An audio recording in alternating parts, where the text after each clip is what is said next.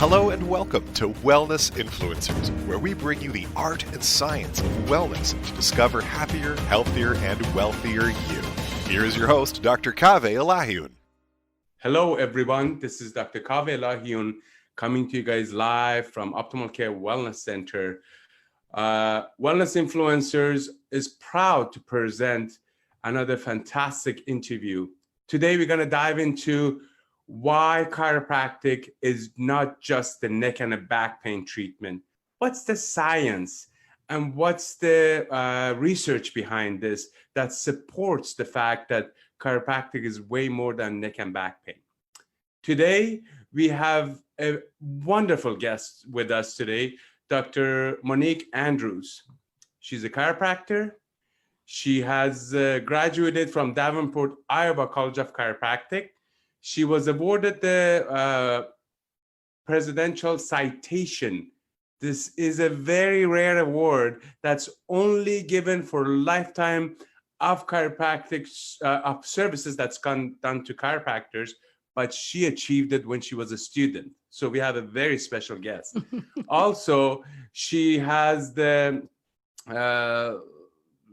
Faculty of the Year recipient for 2015 and administrative recipient for award for 2016 and 17. She has a master's degree in neuroscience, and she has published many peer-reviewed papers about the psychoneuroimmunology and also neurology reward. Now, this is Dr. Monique Andrews. Welcome. Oh, thank you so much, Kaveh. It sounds like you've done your research. Yes, I have. So give us a little introduction of what you're doing, how you're doing it, where you have been, and we will dive into the questions. Yeah, so I'm a chiropractor, neuroscientist, and an educator. I was in practice. As you said, I went to school in Davenport, Iowa. At a great time. Guy Reekman was the president when I was there, and it was magical. Anyway, my wife and I opened a practice in Ottawa, Ontario. We were there for about 13 years. From there, we went and we were teaching and we were administrators at a chiropractic college in California. And now we've recently just moved back to Canada. We're in Victoria, and she's about to start a practice. And together we've created a nonprofit foundation that really is focused on creating resources and a safe community for chiropractors and chiropractic students.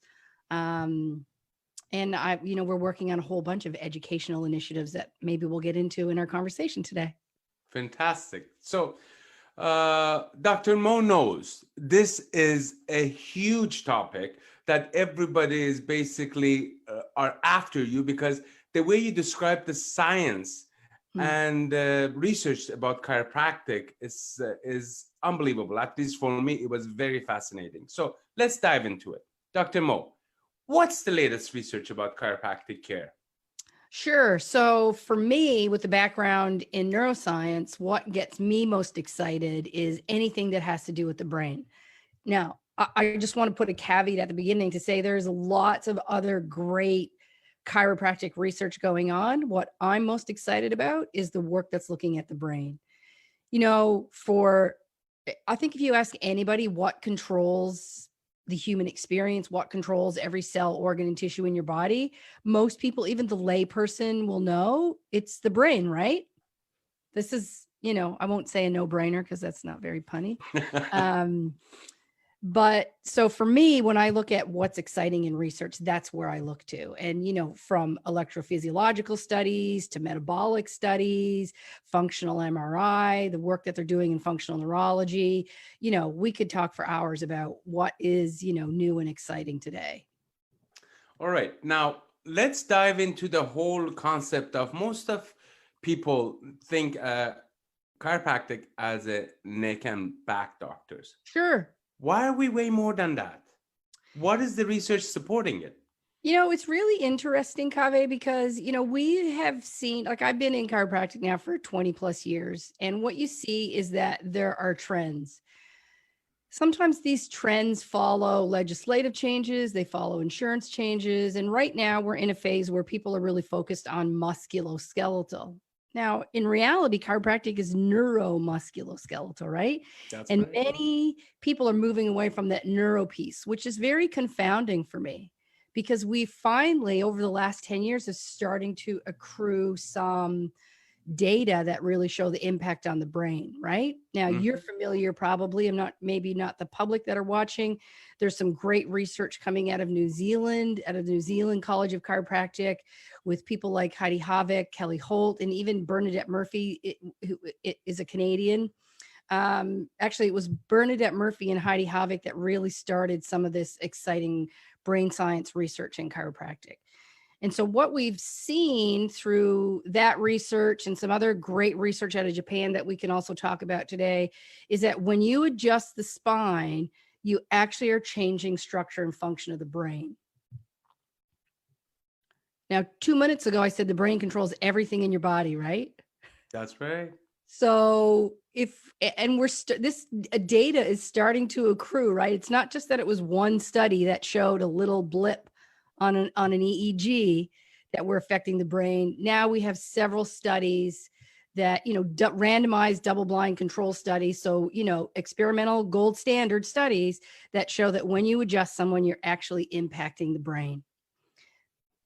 That's very exciting for me because, Amazing. if you have, let's say you have people that are considering chiropractic and all they've heard about is that chiropractic is for back and neck pain and they don't have back and neck pain. Well, do they need chiropractic? Of course they do. Of course, they have a brain. That's right. And we know that when you adjust somebody, you're going to impact function of the brain. So why wouldn't you want that? I think we need to be really careful just focusing on the musculoskeletal element because, for me, I think every person, every human should have the advantage of chiropractic care because of the potential impact on overall function through the nervous system. So I've heard some funny analogies like, it's like going to the dentist and just getting a toothbrush. If you're just going for back and neck pain, those kinds of things. Yeah, it's for me, it's simple. Well, Dr. Mo, there's nothing more powerful in our body than our nervous system that controls every possible function that you have, from the thought that you have in the morning all the way. So why wouldn't we want to have it functioning at its optimal capacity? Now, when it comes to chiropractic, obviously, as you had mentioned, we have gone through evolution. And in this evolution, now the science proves that we just not are the neck and back pain doctors. We affect function and neurology and brain waves. Now, so what are some of the research that they have in Japan? Oh, so in Japan, so the Havik research mostly looks at electrophysiological data. So they're using EEG to study changes in brainwave patterns, basically. They look at something called somatosensory evoked potentials. And so that's electrophysiological. Now, there were two studies that came out of Japan from this team led by Ugura. And what they did was that they looked at metabolic changes. And so metabolic changes that they use positron emission tomography, PET scan. And what they're looking for is changes in glucose metabolism. And what they found, and they did, this was a chiropractic study, again, randomized, double-blind controlled, so that gold standard experimental design. And what they found is that when they adjust people who were subluxated, that they saw not just changes in metabolic function, but improvements. And that's a big thing because detractors of some of the electrophysiological work, they say, well, you could punch someone in the arm and see changes in EEG waves. I hear the argument, but the specificity of the change is what's critical. And in these metabolic studies, they didn't just see change, they saw positive changes. And very specifically in the same areas that we saw in electrophysiological data. So prefrontal cortex in particular is important. Some other areas too, of course, like the cerebellum, anterior cingulate gyrus, and medial temporal. what's unique about these areas are these are also the areas that are involved in really what makes us uniquely human, right? What gives us thought and compassion and morality and allows us to have a concept of ourself, right? This is largely owing to the prefrontal cortex, which is much more developed in human beings. So with manipulation and chiropractic treatment, you're basically turning on your frontal cortex.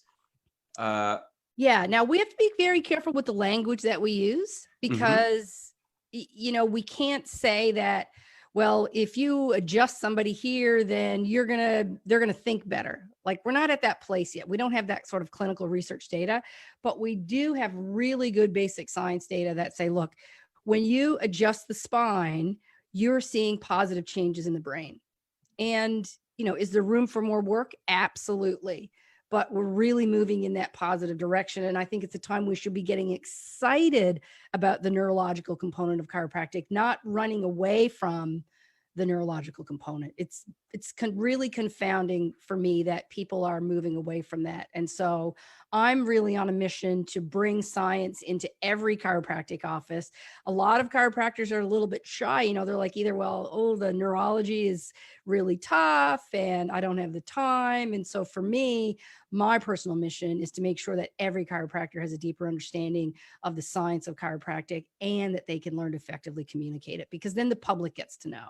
And I think we have a moral obligation for that to happen. We definitely do. And that hints the purpose of this very podcast. Now, Dr. Mo, why don't you break down chiropractic adjustments and chiropractic treatments and how it affects on nervous level and nerves on the specific area and up the chain into the brain? Yeah. So, it's a very broad topic, but if you are looking, like for me, I'm a subluxation based chiropractor. And so what I do is I look for misalignments in the spine that we call subluxation. And the subluxation is a deviation of a vertebra that somehow interferes with the communication of the nervous system between the brain to and from the brain with every cell, organ, and tissue in your body. You can look at the neurology of a subluxation, let's say at, anywhere in the cervical spine. We could pick Atlas, and you could follow that very specifically back to the spinal pathways that it impacts. Things like, lateral spinal thalamic, that's what's responsible for carrying messages of pain. And so we know from some of our models of chiropractic that when you are subluxated, you have something called disafferentation. And what that means is you have increased pain and decreased proprioceptive feedback. And when you have decreased proprioceptive feedback, our proprioception is what allows us to see and feel where we are in space, and for your brain to know what's happening with your spinal alignment. When alignment is off, when you're subluxated, those messages get distorted. And that distortion then creates an altered signal going in. Now, for the layperson listening here today, if all you have to think about is garbage in, garbage out, right? So if you put garbage information in, or like a messed up signal going into the brain, what are you going to get back out? Another garbled signal. And that's essentially what, in a nutshell, is what's happening with the chiropractic adjustment, is that we're removing that distortion so that the signal can come back to normal again. Because what happens in the brain is extremely complicated. So we have a message that comes in, then that somehow gets integrated, and then we have to send another message out. If we broke down function of the brain into its simplest form, it would be to integrate and create a response to our sensory experience in the world, right? Now, sensation is not just, seeing, feeling, thinking. Sensation is also proprioception, which is really important. And that's not just, I can see my hand in front of my face, but there's unconscious proprioception. And that actually is what's more critical when we think about what's happening, is what's automatically supposed to be happening in the body. Like, you can live if you can't move your arms and legs, but you can't live if your organs are not functioning properly, or at least you couldn't live very well. And so we know that when there's disruption in the nervous system, that's impacting everything in your body, including what your pancreas is doing, how well your heart is functioning, what your liver is doing. And that's a lot more critical actually than musculoskeletal. And there was a piece that one of our mutual friends, Dr. Skip Wees, was talking about degeneration, which, because of all these proprioceptive issues that becomes of subluxation, instead of regenerating, we go in a degeneration mode, which causes physiological issues for our spine. Yeah. So when you have altered mechanics in the spine, what happens is then the body starts to move in an abnormal way. And those abnormal movements will start to create degenerative breakdown of the spine. And so this is owing to something that's called the subluxation degeneration complex. And a lot of people use this model to explain what happens in the spine after sort of chronic subluxation that remain uncorrected for a long period of time. You'll start to see that there's degeneration. And even the medical community will claim that degeneration is normal, right? And you will see that in other areas of the spine as well. Well, if you look at some of the spines that have been under chiropractic care for their whole life, you'll see that the presence of degeneration is minimized. It's much less significant than in people that have been carrying around, altered biomechanics through subluxation for years and years, because the brain can't get the signal. If their spine is subluxated, if there's altered biomechanics, then that message going to the brain gets altered. It can never correct for normal functional movement in the spine, so that you will see then progression of this degeneration in that model. And that leads to all kinds of other problems, neurological and otherwise, not the least of which is profound inflammation in the body. And I mean, if you think about all of the major diseases today that are caused really by inflammation, they talk about them in terms of being lifestyle disease. There's cancer, heart disease, diabetes.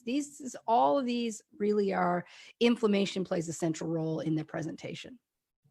Amazing. And obviously, these subluxation could cause neurological and physiological changes and musculoskeletal changes, obviously. Of course. Now, speaking of chiropractic treatments, let's start with children and newborns. Sure. Why is it important for them to have it?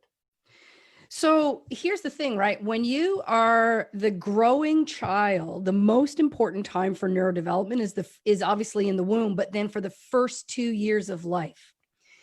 There's been some interesting studies done looking at, now this is going to sound weird, but looking at the impact of neurodevelopment of immobilization on neurodevelopment in zebrafish. Now, I know probably the public are going, why are we talking about zebrafish? That doesn't have anything to do with human beings. Actually, this is a common model used to look at neurological development. And so in this study, what they did was they looked at immobilization or decreasing the ability to move in these zebrafish. And what they saw is that neurodevelopment was limited. Now, what we also know if we know from subluxation in the spine that neurodevelopment, or at least neurological function, is impacted, we could extrapolate then that in the growing neonate, in the growing infant, that if their spine is not moving normally, maybe they're not getting degeneration at 3, 6, 18 months of age, but we may be impacting neurodevelopment. Now, we also know that the areas of the spine that are most significantly impacted by the chiropractic adjustment, cerebellum, prefrontal cortex, to name 2 of the major areas, are critical for things like our motor function and control, if we think about cerebellum. And then prefrontal cortex is what makes us uniquely human. It's what actually allows us to express our unique humanity.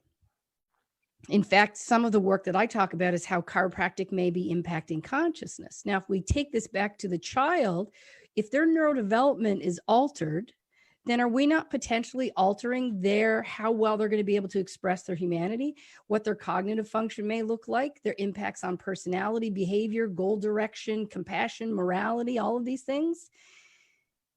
I can't say yes, because we don't have that data yet, but we would be very hard pressed to make it a whole day without making some extrapolations. Like, I'm going to cross the road, I should look up and down the street because there could be a car. Now, we don't know there's a car, but we're looking, right? Mm-hmm. I think we have a responsibility to make sure that every child gets checked, because we know that your nervous system controls every cell, organ, and tissue in your body. And if that message is interrupted, it's going to interrupt development. Now, when you first asked me this question, I said the most important time is the first 2 years, right? Right. Gosh, you know what? I'd give anything back to go back and get adjusted as a child. I would even give up my ability to get adjusted now if it meant I got adjusted for the first 2 years of my life. I'm not going to do that. I love making sure my spine is clear, but I think honestly, when I say we have a moral obligation, I really believe that. And that's not some, airy fairy idea. This is, based in neurological evidence that I've been studying. I have treated my own both boys, Yeah. and people ask me, so they don't get sick? Oh no, they do get sick, but their sickness and illness does not last months and months and weeks. They get over it really fast. Don't they fall? Yes, they fall, but they heal faster. They heal better. Now, is it because of my treatments?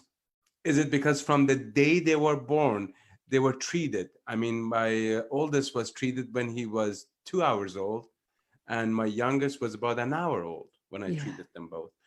So treatment, I mean, for the kids, we do everything that we can. Put them in this class, put them in that class, put them on, get them, put them in different classes, trying to develop them. But a major thing that we can do, ensuring their nervous system is able to cope with the stresses of everyday living, is something that we should pay particular attention to. Yeah, and people have this idea that chiropractic is very aggressive. In fact, the way we adjust a child is often very different than the way we would adjust an adult. And I used very gentle techniques in my office. And what you'll see is that in a chiropractor that works with pediatrics or works with children, the approach is very subtle, very gentle, and it's extremely safe. And there's plenty of research showing that that's to be the case, right? And so oftentimes, you hear people have fear, and fear normally comes from when people don't understand things. And I think, certainly your population could reach out to you, Kaveh, and, reach out to me or other people that study chiropractic pediatric to show plenty of evidence that it's incredibly safe and effective.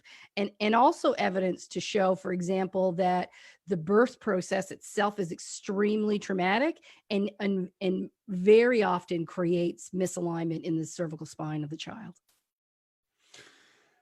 Dr. Mo, I mean, the topics that we can discuss, there's so many. I'm having difficulty picking, but now we covered a lot of ground in a half an hour. We did. Now, when it comes to mothers who are expecting, why would you recommend chiropractic care? What are the science and basically studies that shown it can be quite helpful? Yeah, actually, there's quite a bit of science showing the impact on a pregnant mother in their ability to take the baby to full term, in their ability to have a more, I hate to say successful labor, but an easier, shorter labor. Again, with the chiropractic adjustment, we are improving function throughout the whole body. And by impacting the entire neuromusculoskeletal system, we're going to have a much more smoother running organism. So that, again, allows for the mom to have a much more pleasant experience of pregnancy, not just the birth, but the pregnancy itself. It's really interesting. They've done a lot of studies looking at preterm versus full-term babies. And when the mom is stressed, so if the mom is in a stressful environment, they actually did EEG studies in utero, fMRI in utero. And what they see is that neurodevelopment is compromised in the stressed mom. Anything we could do to reduce the stress is important. Anything we can do to make sure that pregnancy gets to full term is critical. I just read a study the other day that looked at the impact of HRV on preterm versus full-term babies. And of course, the full-term baby has a much improved heart rate variability. Now, for the public out there that don't know much about heart rate variability is an objective measure that's been accepted and used in science and medicine for about 20 years. There are thousands of studies on heart rate variability. We've just been starting to use it in the last 10 years or so. You're probably familiar with David Fletcher at CLA. Yep. And looking at the impact of the chiropractic adjustment on HRV, it's a very reliable, objective measure that we can use in our office. And what's really important is that it's already accepted and utilized by medicine and science, therefore making it irrefutable in its utilization. Now, what I just said was they took preterm babies, so babies that couldn't make it to full term, which is often the result of the mothers of the host organism, the mom, not being able to carry it through. Now, why wouldn't a mom be able to carry the baby through to full term? A lot of times it's due to neuromusculoskeletal complaint. This is something that chiropractic can help with. That's going to improve neurodevelopment, right? Not just after, when we can actually check the baby, but in utero by our ability to check the mom. And that has effects that are long lasting throughout that mom's and that infant's life, right? Into adulthood. It's amazing. I mean, one look at it, the mother's nervous system not only is controlling the mom, but also controlling development of the baby. Oh, yeah. Any shortcoming of that will have a direct effect on the developing fetus or the baby. Yep. And we know that the mother's immune system impacts the baby's immune system. So the healthier the mom can be, then the healthier that growing baby can be. And anything that we can do to improve the health of both obviously is critical, and to get them to full term. And, again, we're starting to see objective measures like HRV that are showing the impact of not seeing a child get to full term. Now, Dr. Mo, you touched on stress a little bit. We know that stress is something that these days in our society, people have difficulty avoiding or handling it properly. Yep.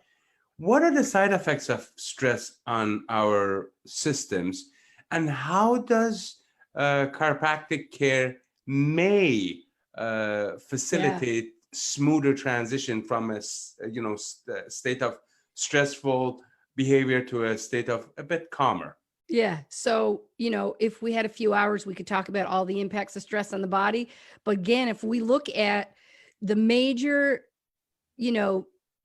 disease process that create high mortality in humans, things like cancer, heart disease, diabetes, these are all related to stress. And so we know that when stress is elevated, stress hormones get elevated. Those elevation in stress hormones cause increased inflammation, early degeneration, et cetera. Now, that study that I mentioned earlier from Japan, they looked at the impact of the chiropractic adjustment on salivary amylase. Now, that basically is a stress hormone that you can measure in the mouth. And what they found with the adjustment is it actually reduced salivary amylase. It reduced those stress hormones. Look, do we need more research? Do we need to start looking at what's happening in blood and blood factors and neurological factors? Yes, but we're seeing these kinds of changes.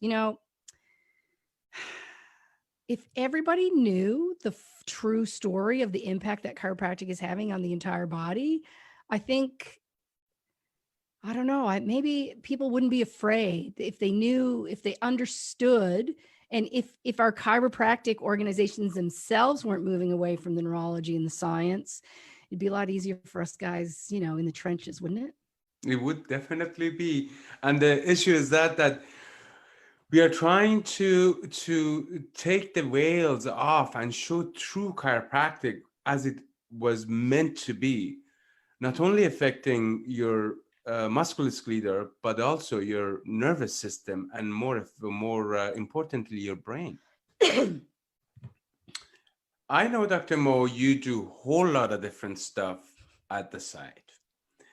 You have a couple of foundations, and I know you do quite a bit of mentoring to, new chiropractors and the new doctors who are coming out. So please give us a breakdown of what you've been doing, where have you been, and we'll go from there. Yeah. So the organization that my wife and I created is called the Prana Foundation. And an easy access of portal that people can get to that is we have a Facebook page called the Prana Foundation, and it's a community page. It's free to anybody can join. And we do live Q&As there every 2 weeks. And that is an opportunity for anybody, doctors, students, to come in and ask questions. Last week, we talked about associateships. We've talked about mentorship. And that's one portal that is one of our tenets, is creating community. The next is looking at service. And so we offer retreats that are focused on service. We do one in Costa Rica about 3 times a year. We have one coming up next month, another one in June. And then the last portal is education. And so my wife and I have both developed different programs for students, doctors to access that. Her program focuses on clinical mentorship. My program is called Dr. Mo Knows, which basically is a live interactive science classroom where basically we review new and exciting research. Like we've been talking about research today, and those are the kinds of things that we would get into, but get very deep into it. Because I think if you have a deeper understanding of the science, then it allows for you to have conversations that are irrefutable, that you can handle any objection, right? And so that's part of what we do in that program. And then what I do is not just explain the science, but really get into how can you use that to educate the public, to educate your patients so that they understand, so that we remove that fear and that trepidation around using chiropractic so that we can get every man, woman, and child under care. And so that's my Dr. Mo Knows program. We're very excited with the foundation work. And, you know, my whole life, I used to shy away from having retreats in other countries because I'm like, we should be doing work at home. And so finally, last week, we actually met with 2 organizations here in Victoria, BC, and we're going to start providing free care to underserved communities locally. Oh, wow. Yes. That is wonderful. Yes. All right, my fellow doctors, listen up. I think that is a challenge that Dr. Mo laid out for every one of us. Yeah, I think wouldn't it be great? Like there are different ways we can give back, but certainly even if it was 2 hours every couple of weeks, couldn't we all find that time to give some time to the underserved? I'm sure. Doesn't everybody deserve chiropractic? Everybody does deserve chiropractic. And for them not to be able to get chiropractic care just because of the physical or geographical location where they are is unacceptable. Yeah, and financial barriers. Like there's lots of barriers to getting access to chiropractic, right? So one of the things we want to do is sort of create a template or create a turnkey model for other chiropractors to say, look, this is what we brought to these organizations. This is what we said. This is how we did it. You can do it too. So hopefully by the end of the year, we'll be able to put something together that we can sort of start, to share with others to make it easier for them to be able to provide care to underserved communities in their local towns and cities. Fantastic. Now, I got 2 more questions for you. Okay. One has to do with neuroplasticity. Yep. If you could please describe neuroplasticity, because that is where the key of this whole brain function is. Yeah. So neuroplasticity, actually, the term neuroplasticity was first mentioned by Donald Hebb about 50 years ago. He's a Canadian. That's right. We're pretty smart, us Canadians, aren't we, Kaveh? Yes, we are. So, yeah, he's the one that said neurons that fire together wire together. So here's what we know. What is the most unique thing about the brain is its ability to adapt and change to its environment. That's what we mean when we refer to plasticity. And so what happens is the brain has an ability to adapt to its environment. It's going to respond, right? Earlier on in our conversation, I said, if you broke the purpose of the brain down into a single statement, it would be to interact with the sensory world to create an output. It's neuroplasticity that allows that to happen. So for example, you have about 89 billion neurons. And for the most part, that number doesn't change a whole lot. You get what you got. What does change is the complexity of the interaction, those synaptic connections. And that's where neuroplasticity will change. You'll actually see improved connections. You'll see old connections get pruned away or die off because you're no longer using them. This is the heart of neuroplasticity. Amazing. Why I asked that question was that mindset has a lot to do with neuroplasticity. Trying to make any changes starts with a mindset. And when you do it often enough, it's engraved in your nervous system because of neuroplasticity. Yeah. Yeah. So was there a question attached to that? Because I could rant about that for a while. Yeah, go ahead, because I'm all ears. I'm all ears to listen.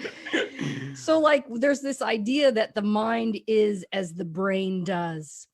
And I think it was Anais Nin that said, we don't see things as they are, we see things as we are.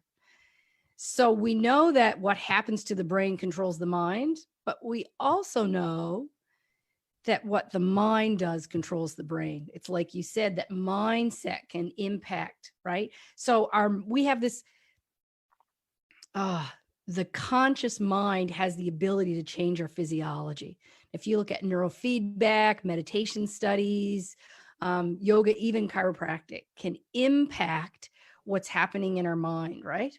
And so we must first choose through thought to make a change, right? So Yes. mindset impacting our ability to do anything. It's our choice to get up every day and exercise. It's our choice every day to get up and meditate.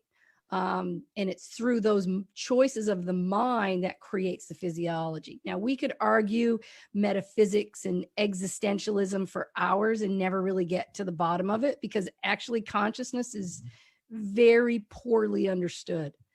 But does the mind have the ability to change the brain? Yes. And the brain has the ability to change the mind. Amazing. Now, the other thing, which sounds a little funny, but I'm sure Dr. Mo would explain, why wouldn't Dr. Mo eat a subluxated chicken? I bet you I have eaten subluxated chickens, but so I've been talking a lot about genetic changes. One of the studies that I talk about is how they have created genetic changes in the brains of chickens by literally inducing a subluxation. And it's very specific. They look at something called immediate early gene expression. And it's very specific to the level of the chicken that they're, disrupting, and also to the spinal tracts and the areas of the brain associated with those. That's where they see genetic changes. Now, why aren't we doing it in humans? Nobody's volunteering to get their brain sliced up, right? But so I'm talking about this at CalJam last week. And then afterwards, this doctor comes up to me and says, because I make a joke about who wants to eat subluxated chicken, right? And this doctor comes up and says, but we are adjusting the chickens. So I met these veterinarians from the Animal Chiropractic Education Source, ACEs, and they've been adjusting chickens, okay? They did this experiment, and they're doing more experiments, and this is what they found. Took 100 chickens, and random and blind, they adjusted half the chickens. And what they found is that those chickens got to market faster. So instead of taking an average, I think it was around 114 days for the chicken to grow to the size to bring them to market, it only took like 92 days or something. So, that's like around 2 weeks less time. So that saves a farmer time and money. Now, they did one other thing, which was, and I'm sorry to the vegans who are listening, but I got to talk about eating chickens. What they did was they gave a subluxated chicken and an unsubluxated chicken to a chef. Now, he went out and he also bought like a supermarket chicken. He cooked them all exactly the same, and he was blind to it as well. He didn't know which chickens, whatever. And the taste testers didn't know. And which chicken do you think tasted best? I guess they adjusted one. Yeah, the unsubluxated chicken. Wow. So I want to go visit ACEs down in Texas, and I want to have me some unsubluxated chicken because I want to know for myself. But, any sentient being, people do. I mean, Jay Comerick does animal chiropractic. He does horse chiropractic. Jay will adjust anything. Any sentient being deserves to be unsubluxated, probably. Maybe we should start with making sure every human being is unsubluxated before we worry about getting to the chickens. But my point was that just to bring that up because it was quite funny when you mentioned it. The other thing is that shows that the neural input to the brain, how it affects the whole overall of the growth of the animal organism, human, chicken, horse, anything. Yeah, the unsubluxated human, a human being that doesn't have interference to the nervous system, is going to elevate, is going to function at their highest potential. Anytime we have interference in the nervous system, what that does is it decreases the potential of the human being to live to their innate highest expression. That's right. Well, Dr. Mo, I am grateful for the time that you had for us. I absolutely can listen to you for hours and hours, but I know time is limited. Please do come back for another interview, another perfect time. We love having you here. Our listeners, our viewers, we are proud to present to you another great interview again. This was Dr. Monique Andrews. Wellness Influencers is here to bring you all the latest research when it comes to wellness, how to influence your happiness, and how to have a happy, healthy, and ultimately wealthy life. Thank you. Thank you, Kaveh. Take care. Bye now. Bye.